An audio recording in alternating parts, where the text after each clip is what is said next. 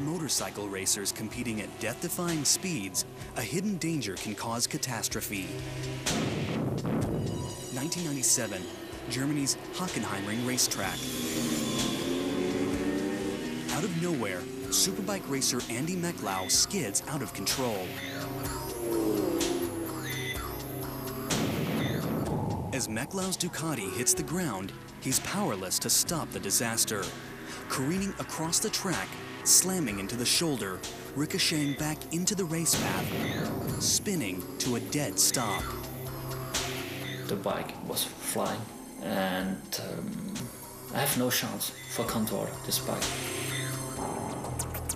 In any kind of crash situation, there's a certain amount of energy involved, and it has to be dissipated. And if you haven't dissipated the proper amount of energy and you hit something, that's where the problems occur. Andy Meklow, massive impact with the bales. He's spun out like a rag doll onto the course. They say with crashes, it's not how fast you're going when you fall down, it's how fast you're going when you stop.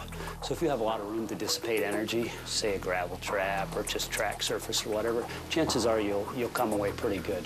If you're going real fast and come to a sudden stop, say into a barrier or maybe another motorcycle or something, you're going to have problems. Passing riders signal a dire warning to other riders to proceed with caution.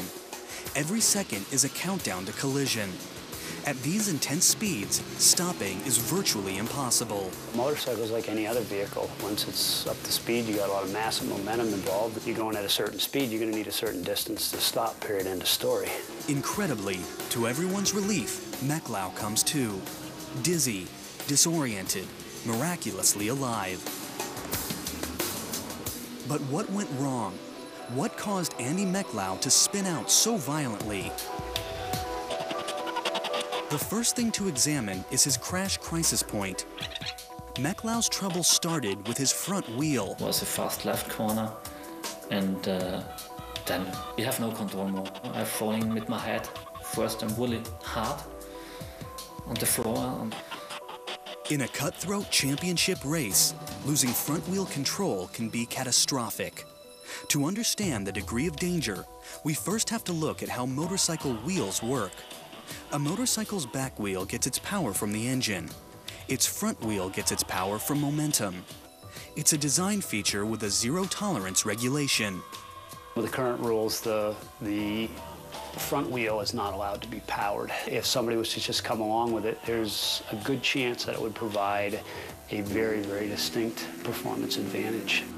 But in a crash crisis like Andy Meklow's, losing front wheel power for any reason is a formula for disaster. The racer's ultimate undoing?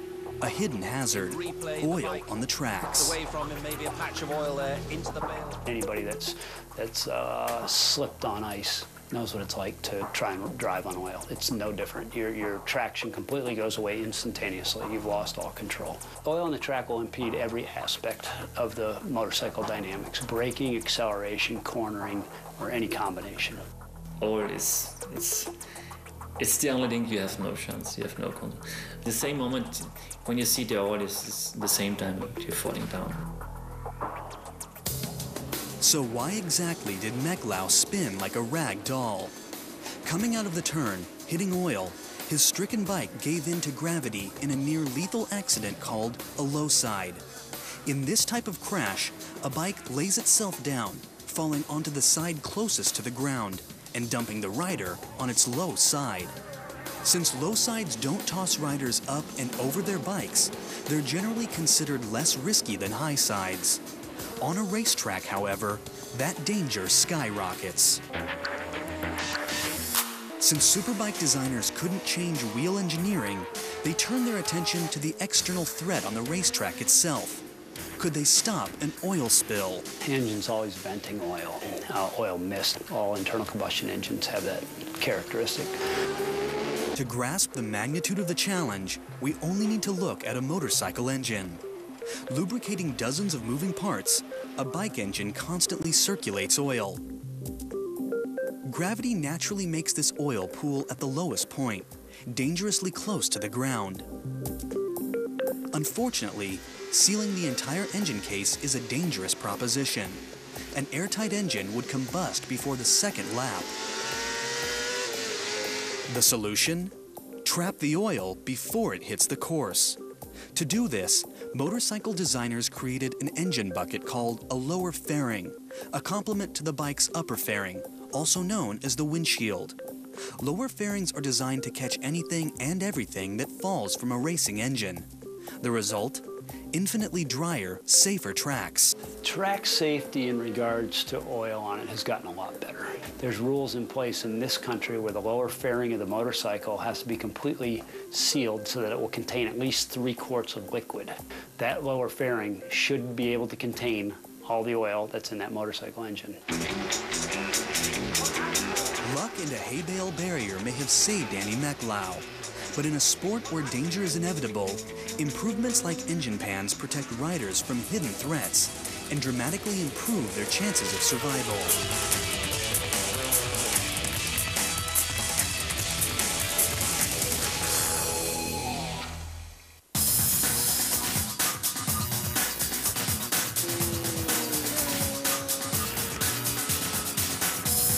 In these extreme competitions, disaster can come from any direction, including another rider. For one legendary racer, the result was a monster multi-bike pileup that nearly took his life. April 1991. World Superbike teams gear up for tough competition at Spain's Jarama circuit, a taxing nearly 2.5-mile track of hilly turns. It's the second round of the World Superbike Championship. Scottish rider Neil Mackenzie's a top-ranked pro with over a decade of racing. Today, feeling the pressure of fanatic fans back home, it's got to be a top finish. I had the reputation of being probably the best rider in the UK at the time. So there was a lot on my shoulders, really. You've got to commit 100% every time you ride, every time you race. Racing with Team Honda UK, Mackenzie's hoping to push his Honda RC30 to the edge of endurance. It's a strong 750cc bike with an excellent pedigree, a late model of a proven race-winning design. It won the first ever 2 World Superbike Championships in the hands of Fred Merkel in a similar form. Very successful bike. It's been a really good bike for Honda. As the packed crowd looks on, the riders idle at the start line, staggered by earlier qualifying times.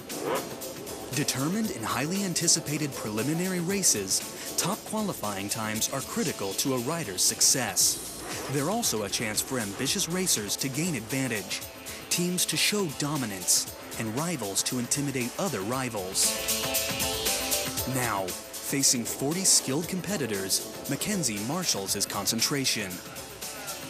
Nervous, excited, wondering if I'd make it round the first lap, wondering if I'd make it to the race, wondering what today was going to bring, because you just never know. At the green light, Mackenzie and his competitors zoom into the first lap, looking for every passing opportunity. Gaining a front position now can mean the difference between winning and losing. Tied in a pack of riders, Mackenzie approaches the first corner, unaware he's on a collision course with disaster.